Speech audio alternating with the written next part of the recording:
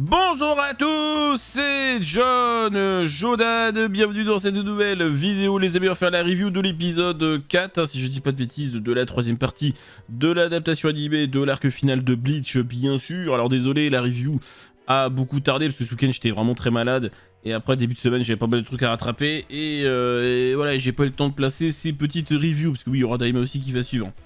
Bon, alors, épisode de dingo. Oui, Bleach, épisode de dingo. Hein, vraiment, c'était incroyable. Avec beaucoup d'ajouts, bien sûr. Avec le combat Uryu contre Ichigo, il y a pas mal de choses à dire. Il y aura aussi du moment spoil parce qu'il y a pas mal de choses à décortiquer. Et on va y aller tout de suite. Alors déjà, visuellement, j'en parle tout de suite comme ça c'est fait. Mais visuellement, c'est une dinguerie. Mais alors là... L'animation, c'est de la folie, parce qu'autant le petit match retour Yua contre Ichigo, bon, il n'y avait pas beaucoup de chorégraphie, c'était assez simple, ok, même si c'était sympa, mais là, vraiment, il y a des idées de chorégraphie vraiment très très sympas hein, au niveau du combat Ryu-Ichigo. Ça virevolte de partout, c'est très bien animé, c'est magnifique, les plans sont masterclass, les musiques marchent toujours très très bien, les seiyuu masterclass, bref, c'est vraiment un plaisir pour les yeux, le bonbon vraiment. Parce que je rappelle et je le répète, Uryu dans le manga il fait quasiment rien. C'est-à-dire qu'il est là et puis c'est tout quoi, il se passe quasiment rien. Et là il est beaucoup plus actif, beaucoup plus présent et c'est très bien parce que justement c'était un énorme problème du manga, c'est que bah, il était là mais il servait quasiment à rien le mec, alors qu'en théorie c'est quand même un point assez important. Donc là vraiment c'est beaucoup mieux, c'est vraiment beaucoup mieux. On y reviendra tout à l'heure plus en détail. Mais avant, on reprend l'épisode au moment où il y a évidemment la main droite hein, du roi des esprits qui vient protéger, en tout cas faire en sorte que les mondes ne s'effondrent pas tout de suite, hein, ça permet de stabiliser le tout pendant un moment. Et on a donc tout le monde qui est un peu en PLS quoi, hein, face à Yua qui s'avance vers la main, hein, enfin en tout cas pour la défaire, pour la dégager de là quoi tout simplement. Et alors déjà dès le début de l'épisode t'as un moment là ultra stylé là où ça passe en rouge, enfin les couleurs vous savez changent un petit peu, le moment aura on pourrait dire hein. Enfin Yua dégage une espèce de d'aura de dingo, tout le monde est en PLS, tout le monde est sur le point de s'effondrer, en mode c'est pas tenable, c'est giga stylé. Bon Ichigo rage un bon coup, arrive à se libérer et le stop, j'aime beaucoup les plans à ce moment là, franchement c'est tellement beau, c'est magnifique.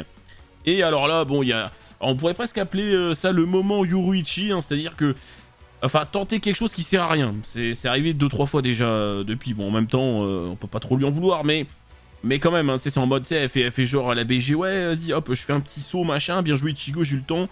Hop, je protège je protège le Rayo, comme ça c'est bon, on est ok. Et la meuf, en fait, elle se prend une flèche dans le dos et ça annule tout. J'avoue que, alors je sais plus du tout dans le manga si ce truc-là, mais c'est vrai que ça paraît un peu too much, enfin je veux dire, elle arrive, voilà, là, je fais un saut de ouf et tout, voilà, ce que t'as vu, ça ne se passera pas, je sais pas quoi, blabla, elle se prend une flèche dans le dos, ça annule tout. Bon, c'est un peu fort de café, enfin, genre, ça paraît un peu ridicule, quoi, genre, une flèche dans son dos, ça annule tout le saut, quoi. Ouais, ou alors il y a un truc que j'ai pas compris, mais non, je crois que c'est ça, c'est juste qu'elle s'est fait blesser, donc du coup, ça affaiblit le... Ouais, bon, du coup, c'est un peu ridicule. Alors, pareil, après, pareil, elle tente une autre attaque avec les petites boulettes, là. Et donc t'as Pernida qui arrive et qui lui broie les membres.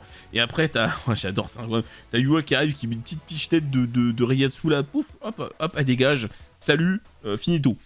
Pareil, donc du coup Uryu arrive et de la même manière Ichigo quand il veut se réinterposer face à Yua, pareil, mais ça me tue tellement, ça montre à quel point...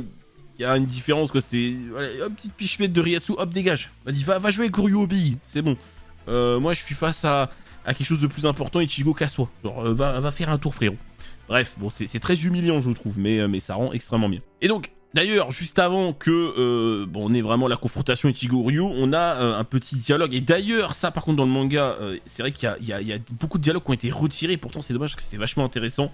Entre Yua et Ichigo, mais on en a quand même une partie, c'est-à-dire qu'il lui dit que Ichigo finalement n'est même pas capable de dire je vais te tuer alors que Yua est l'assassin entre autres de sa mère et montre à quel point Ichigo manque de volonté, de détermination, et ça va être vraiment mis en parallèle avec Uryu qui lui veut prouver sa détermination à être enfin méchant si on peut dire ça comme ça, mais en tout cas à être opposé à Ichigo, et ça va vraiment être le parallèle et jusqu'à la fin de l'épisode. Et on va y revenir après par rapport au combat, mais du coup, oui. Et c'est vrai que ça montre un Ichigo qui, voilà, qui n'est pas sûr, enfin, c'est pas qu'il n'est pas sûr de lui, mais c'est que, même si, oui, il a pas volonté de tuer ses adversaires, certes, mais à un moment donné, et c'est quelque chose, ouais, qui va être appuyé sur tout l'épisode, encore une fois, cette faiblesse d'Ichigo d'être, entre guillemets, trop gentil, hein, manquer de détermination, finalement. Manquer de détermination, on est à un moment où, voilà, il faut être prêt à tuer son adversaire pour espérer l'emporter. Et là, clairement, on n'est pas dans ça. C'est-à-dire que le personnage n'a jamais été dans l'optique de tuer ses adversaires, c'est vrai. Mais c'est vrai que là, ça peut lui porter préjudice quelque part. Et ça, encore une fois, ça va être repris après avec Ryu au niveau du parallèle entre les deux. Alors pareil, il y a un plan de dingo quand Yua s'avance vers la main et le Ryo là. Quand il est par-dessus là, machin, c'est giga beau, c'est trop stylé, c'est magnifique. C'est incroyable. Bon, on a la garde royale qui se repointe. Jitter Pernida s'est repointé, mais les autres arrivent. Alors, je passe très rapidement parce qu'ils servent pas à grand chose là dans l'épisode. Bon, ils arrivent et ils font entre guillemets la bagarre avec avec les trois là. Bon, non, enfin, c'est pas de la bagarre, c'est juste histoire d'eux pour rigoler. Allez, petit sparring match. T'as Gonju qui tente un truc avec ses feux d'artifice. Bon, c'est marrant, c'est plus pour faire rigoler presque à ce stade. Hein. C'est vraiment pour faire rigoler, mais il n'y a pas de combat, quoi. Ils font 2-3 trucs et basta, ça s'arrête là. Donc ça, on va passer. Et donc, on arrive au cœur de l'épisode. Ichigo contre Uryu. Donc, encore une fois, les chorégraphies, c'est giga stylé. Même le début, voilà, ça rend super bien. Bon, on a un début de combat qui semble assez équilibré, finalement, même si on voit quand même que Ichigo a assez facilement l'avantage. Donc, notamment le moment où il y a une flèche qui arrive et que son bout de véné s'active. Et que bah du coup Ryu le voit et est choqué. Alors d'ailleurs, c'est vrai que ça je me souvenais pas si... Enfin... Ouais, parce que dans le manga, encore une fois, il n'y a pas ce combat-là, il n'y a pas tout ça. Donc je sais plus à quel moment Ryu sait que Ichigo est aussi un Quincy. Je sais plus à quel moment ça sort. Est-ce que même ils en parlent? Est-ce que je ne sais même plus. Mais là, en vue de sa gueule, on dirait que il le savait pas encore. Il aurait pu le savoir, on aurait pu lui dire. Enfin, Yua le sait très bien, donc... mais en vue de sa réaction, non, il vient de le comprendre. Bon, évidemment, il est choqué. Ce qui permet à Ichigo de prendre l'avantage à un moment. Et là, encore une fois, problème. Moment où Ichigo aurait pu tuer Uryu dans l'absolu, ou en tout cas le blesser grièvement, puisque Ryu s'est laissé surprendre. Et il n'en est rien, et juste il le prend par le callback, et puis c'est tout, et puis il dit ouais, il lui fait la morale, quoi, mais qu'est-ce que tu fous, machin tu sais très bien pourquoi on est là, pourquoi tu veux nous arrêter. Bon, la réponse c'est je suis un Quincy, c'est comme ça, je te l'ai toujours... Enfin, plus ou moins, en fait, c'était presque des vannes à l'époque, mais tu sais quand il disait oui, moi je suis un Quincy, je serai jamais ton pote, alors qu'en fait, oui, si, bien sûr que c'était devenu son pote. Mais là, en fait, il rabâche ça, tu vois, bon, je suis un Quincy, donc c'est tout, c'est comme ça, frérot, bon, ok. Et là, alors ça, pareil, ça, inexistant dans le manga, oui. Le vol standing, on dit ça comme ça, les gars, je sais que ça se prend... C'est vol standing, enfin, je sais pas, mais on va dire vol standing, c'est très bien, encore une fois. De Uryu, et alors là... Mais c'est magnifique, c'est trop stylé. Et au-delà même de l'apparence, même comment il se bat, c'est trop stylé, les petits machins qui popent des flèches, des mini-flèches, des trucs et tout. Mais c'est tellement stylé, c'est bien pensé, ça marche tellement... Et puis ça marche bien avec Uryu aussi. Parce que avec Uryu, tu t'attends pas à des pouvoirs un peu extravagants qui n'ont rien à voir. Enfin, genre... comme Basby qui tire du feu et tout, enfin tu vois, pour Uryu tu t'attends à un pouvoir qui ressemble à un pouvoir de Quincy en fait, voilà, c'est un peu son identité quoi, et bah c'est ça en fait, c'est totalement ça, et ça rend super bien, et le combat est vraiment passionnant à regarder, bon c'est pas très long bien sûr, mais ça rend très bien. Alors malgré tout, bon même si Ichigo se fait un peu toucher, tu le sens pas trop en difficulté non plus, hein. En vérité ça va, et en même temps c'est assez logique, parce que Ichigo à ce stade... Même en Shikai, il est censé être surpuissant, le mec, hein, je veux dire... Voilà, maintenant, il a ses vrais pouvoirs, hein, il n'y a plus d'ambiguïté, donc il est vraiment surpuissant, c'est un être transcendantal à ce stade, hein, il a tous les Reiatsu, le mec, il est bon. Donc c'est normal que, même en vol standing, Ryu, le combat reste intéressant, et il n'a pas largement l'avantage. Alors, vient après la confrontation finale, j'ai envie de dire, avec Ichigo qui fait son Getsuga Jushisho, et la technique du rouge, je sais plus comment ça s'appelle. Mais c'est giga stylé, mais je sais plus comment ça s'appelle, c'est un truc en allemand je crois. Ouais, laisse tomber, je sais plus du tout c'est quoi le ton, je crois que ça veut dire poussière d'étoile, je crois, apparemment en français je sais pas. Bref, on s'en fout. Mais confrontation entre les deux, et encore une fois, j'avoue que la scène n'était pas très claire, mais ça devient clair quand tu regardes et que t'écoutes bien. Ichigo volontairement dévie son Getsuga Jushisho. Alors on voit que ça passe à côté, tu peux te dire ouais, non, genre il l'a dévié, non. C'est lui qui volontairement l'a fait dévier. Alors que, clairement, il avait l'avantage, il avait le dessus. Le Getsuga Jushisho a eu le dessus sur l'attaque d'Uryu.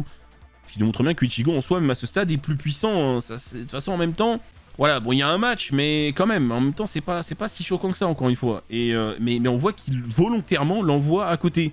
Et c'est pour ça que Uryu lui dit juste après, tu es naïf. À quel point es-tu naïf? Oui. Bah oui. Ah oui, oui. Hein, et ouais, bah oui, bah après on a envie de lui dire aussi, nous aussi, presque, hein, frérot, tant pis, là, maintenant, à un moment donné, il va falloir en finir, il n'y a pas le choix, j'ai envie de te dire. Mais Ichigo, bah non, bah oui, c'est son pote, malgré tout, tu vois, et puis, le personnage est principalement défini par rapport à ça, hein, ses origines, tout ça, mais aussi, enfin, la relation avec ses amis, il veut protéger, donc lui, c'est au-dessus de ses forces, en l'état, de devoir se résigner à le tuer. Oui, ah oui, donc c'est difficile. Et bon, Ryu commence à avoir un peu la flemme et nous prépare une flèche. Alors je vais mettre, il sort son truc là, il a fait pivoter, machin, c'est en mode... allez, je flexe un petit peu. Et donc il s'apprête à décocher une flèche ultime, si j'ose dire. Un peu comme avec Senjumaru, quoi, une flèche très puissante. Et alors c'est pas vraiment du spoil, hein, ce que je vais dire, parce qu'à un moment donné, il faut bien quand même que je le précise, c'est assez important. Mais il faut savoir que Ichigo s'apprêtait à lâcher son Bankai. Oui. Parce qu'au moment où il lève les bras comme ça, en fait, il faut savoir que ça sera, entre guillemets, la pause. En tout cas, la manière d'activer, enfin voilà, peu importe, souvent il y a des pauses. Hein. Et bah oui.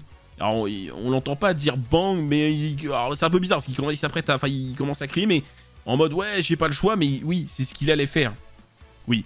Mais, une fois de plus, son moment d'hésitation et son manque de détermination par rapport à la situation fait que Ryu aura le temps de décocher sa flèche, il se fait transpercer, il a un sacré trou dans le bide, hein, et il tombe. Bon, évidemment, il va pas mourir, forcément, vous en doutez bien, si on... ok. Mais oui, quand même, sacré blessure. Clairement, sacrée blessure. Donc Ryu qui sort gagnant de ce duel, même si, vous l'avez compris, bah, Ichigo n'est pas à fond, en tout cas, n'a pas envie de blesser mortellement son ami, donc forcément ça complique les choses. Alors c'est ici que je vais mettre un moment spoil, parce qu'il faut qu'on parle de certains points assez intéressants pour ceux qui connaissent le manga, donc moment spoil tout de suite maintenant. Bon, vous êtes parti si vous n'avez pas lu le manga, bien sûr, ou alors tant pis. Hein. Alors, vous le savez, on le sait très bien, Ryu n'est pas vraiment méchant, bien sûr. Hein. En fait, il fait ça pour s'infiltrer et avoir une chance de vaincre Yua de l'intérieur, entre guillemets, bien sûr. Alors, encore une fois, dans le manga, Ryu est tellement peu présent que, je me souviens, je vous l'avais déjà dit, hein, mais à l'époque, à aucun moment, j'ai cru à sa trahison. Parce qu'en fait, on le voit tellement pas que juste, ok, tu le vois arriver, tu sens tout de suite la douille en fait. Parce qu'il y a tellement rien qui est fait pour t'y faire croire que tu y crois pas du tout. Dans l'animé, là, on essaie vraiment de nous le faire croire. Et là, je me doute que non, bien sûr que non, c'est pas le cas, même s'il pourrait rechanger d'avis. Mais c'est vrai qu'on pourrait presque y croire. Honnêtement, si j'essaie de me mettre à la place de quelqu'un qui ne sait pas, honnêtement, on peut y croire. On peut y croire, alors que dans le manga, à aucun moment t'y crois. Vraiment, là, il y a vraiment un effort qui fait pour que tu essayes d'y croire. Et franchement, ça marche plutôt bien, parce que c'est vrai que, après tout, on pourrait dire, oui, Ryu, ok, c'est un Quincy, il apprend que depuis 1000 ans, de toute façon, c'est la haine entre les deux clans. Donc, ça paraît pas impossible, concernant le personnage, qu'il puisse, comme ça, changer de camp, parce que bon, ça a toujours été très important pour lui, hein. C'était un peu ça, le début du développement du perso, donc on pourrait y croire. Mais il y a quand même des éléments qui sont un peu étranges. Déjà, un truc tout con, hein, mais son père, il fout quoi, là?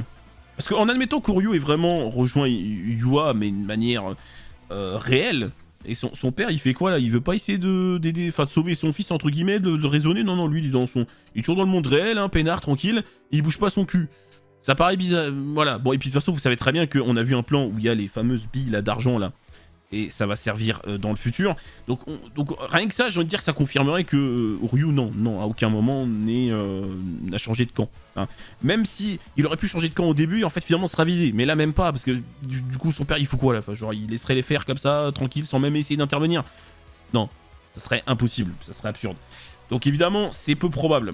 Mais en vérité, quand on regarde le combat, même si quand on ne sait pas, c'est très dur de se rendre compte, parce qu'on peut interpréter les choses comme on veut. Mais quand on y pense, on sent bien que Ryu quand même essaye de faire réagir Ichigo et de le provoquer, hein, pour qu'il y ait combat et pour qu'il puisse prouver sa loyauté envers les autres. Ce qui se passe à la fin de l'épisode d'ailleurs. Hein, ils lui disent voilà, on te reconnaît comme un des nôtres, etc. Et puis, enfin, on pourrait même aller plus loin parce que on pourrait même trouver des phrases à double sens. Parce que quand Uryu dit « Je ne pardonnerai jamais à celui qui m'a dépossédé de tout », alors il pourrait parler d'une manière générale des Shinigami, mais il peut aussi parler de Yua, qui est responsable de la mort de sa mère, notamment. Ah bah oui, hein, et puis bon, enfin, Yua n'a pas aidé non plus à ce que les Quincy vivent en paix, parce qu'en vrai, c'est lui qui a quand même rejeté les propositions qu'on lui faisait. Donc en vrai, il y a des phrases qui peuvent être à double sens. Et pareil, quand il dit à Ichigo « Je ne te laisserai pas tuer sa majesté », on peut le comprendre en mode « Je ne te laisserai pas le tuer » parce que déjà, il y a peu de chances que tu y arrives, et puis surtout, pour vraiment qu'on se débarrasse de lui, il faut qu'on passe par un autre moyen. Enfin, il y a des phrases qui peuvent être très double sens, en fait, quand tu sais ce qui se passe derrière. Mais, pour aller plus loin, bah déjà, à la fin, quand il tire sa flèche, pourquoi il a pas visé le cœur? Enfin, je sais pas. Après tout. Parce qu'il a le temps, quand même, de viser, tu vois. Pourquoi il a visé un coin extérieur? Enfin, vous voyez ce que je veux dire? Il aurait pu viser, il aurait pu mieux viser, le mec. Parce que rien que ça, d'un côté, bah non, il l'a blessé, mais du coup, il l'a pas tué. Alors que le mec, il avait tout le temps de viser correctement. Après tout, hein. Et puis même, quand Ichigo rate son Getsuga Jushisho, t'as un plan d'Ishida, tu sais, qui est un peu agacé en mode « Putain, merde, mais bon, il va arrêter de me casser les couilles, là, sinon, tu vois, ma couverture et tout. » Donc, bon, encore une fois, tu pourrais deviner. J'aimerais bien avoir là, je peux pas dire ça, mais le point de vue de gens qui savent pas ce qu'ils en pensent. Est-ce que ça leur paraît crédible, en fait, que Ryu soit vraiment changé de camp? Ça serait intéressant. Moi, honnêtement, je trouve que c'est assez crédible. Enfin, si j'essaie de me mettre à la place de quelqu'un qui n'a pas lu le manga, je me dis que ça peut le faire. En vrai, ça peut le faire. Si t'es pas trop pointilleux, tu peux y croire quand même. Alors, encore une fois, que dans le manga, il n'y avait aucun moyen d'y croire. Hein. C'était même pas la peine. Et puis, il y a un dernier truc, hein, mais après le combat, quand t'as du coup Yugram qui arrive, qui regarde Ryu et que, tu sais, il y a l'échange de regards en mode, bon, Ryu, ça dit, bah, tu vois, je suis l'un des vôtres. Et l'autre, il le regarde en mode, ouais. Mais ça, pareil, on sait. Hein, pour ceux qui ont lu le manga, vous savez ce qu'il en est.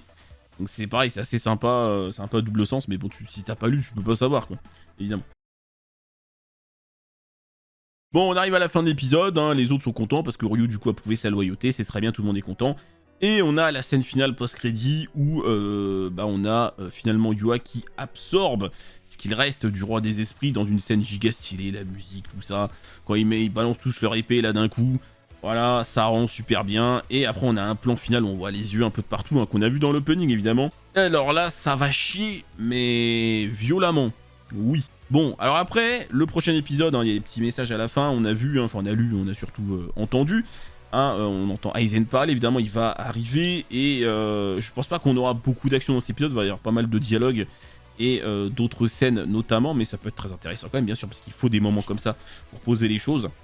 Donc hâte de voir la suite, hein, et ce sera dès samedi, finalement, pour voir ce qui va se passer. Bon, j'essaierai de faire la review plus vite cette fois, promis, hein, mais bon, c'était un peu exceptionnel, j'étais vraiment pas bien du tout. Bon, sur ce, les amis, on va se laisser là-dessus. N'hésitez pas à me dire vous ce que vous avez pensé dans l'espace commentaire de l'épisode. N'hésitez pas à lâcher le petit pouce bleu, à vous abonner si ce n'est pas déjà fait. Des bisous à tous, à très bientôt. Salut!